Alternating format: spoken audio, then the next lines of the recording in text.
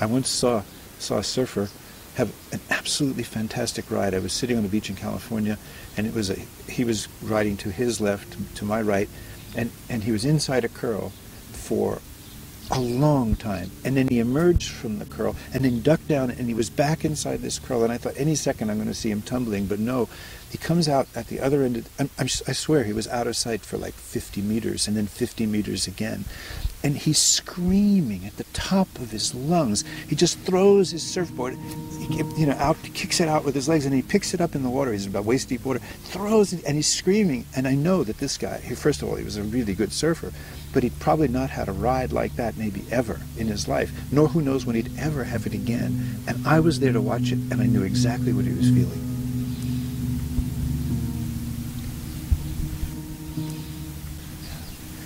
The flow state in peak experience always involves the whole body. It's not an easy thing to do if you're not really in your body. Even in meditation, there's no such thing as meditation if it isn't in the body. Otherwise, it's just a fantasy. In surfing, the whole body is involved, and every wave is different. So you can't plan. So you have to respond without thought. You're using a different part of the mind, a deep background part of the mind.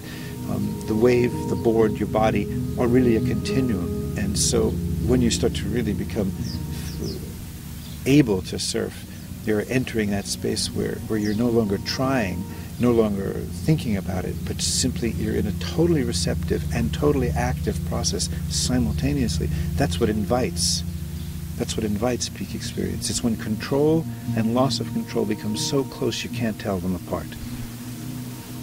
It's like suddenly the distance between who we are and what we're doing collapses, and we are what we're doing.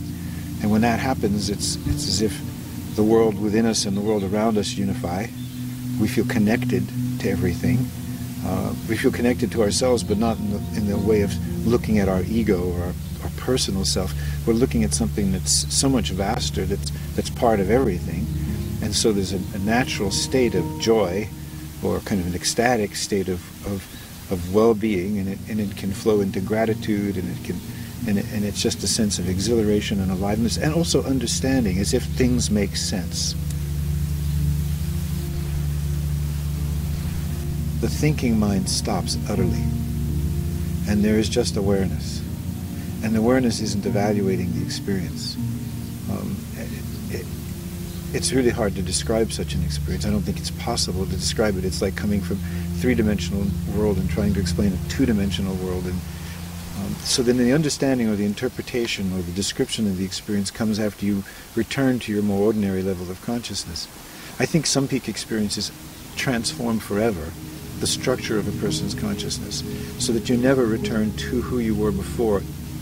It's almost as if it's opened some windows, it's made you porous, and now you're breathing between these two dimensions, or these multiple dimensions. There is no worry.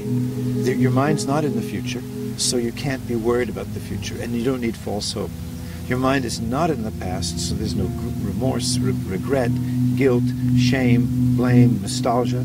Your mind is not occupied with someone else or something else, so there's no object of consciousness. The experience itself and you are the same thing, and so there's no ego there. So that's why it's actually the experience of essential consciousness, and which is not a consciousness of me or a consciousness of ego.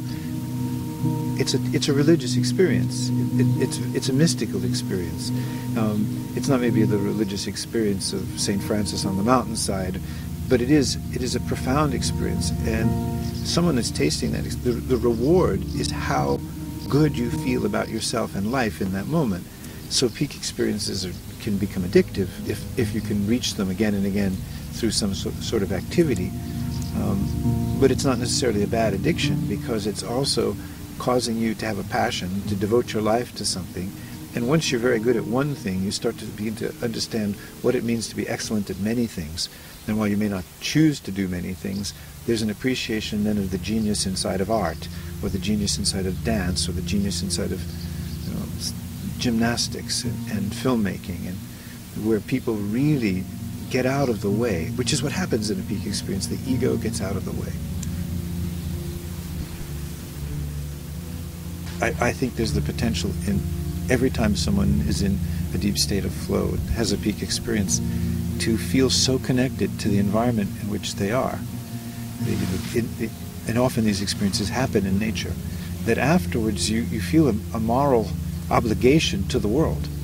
You feel a sensitivity. It's not so other anymore. It's not just resources to be harvested. It's almost the body in which our consciousness is emerging, and it's as if it's a living thing, and it is in a certain sense a living thing. And so I think within that experience is the seed for the possibility of a different consciousness in terms of how we steward our planet, and that gives me a sense of great hope. And we might almost say that these experiences are evolutionary, that because they're carrying us almost to the next level of possibility in our consciousness, the foundation has to be in the heart, in which you somehow know in deep feeling with your whole body, and then your intellect can be in service to that. But if the intellect and the mind, this enormous power, is in service to fear, and the fear comes because you've never transcended yourself and never really knew that you were really part of everything, that you were welcome, not just an alien sort of stealing from the planet, but part of the planet, then you behave very differently. And so in that sense, our future has to do a great deal with whether or not we will recognize our connection to all of the earth.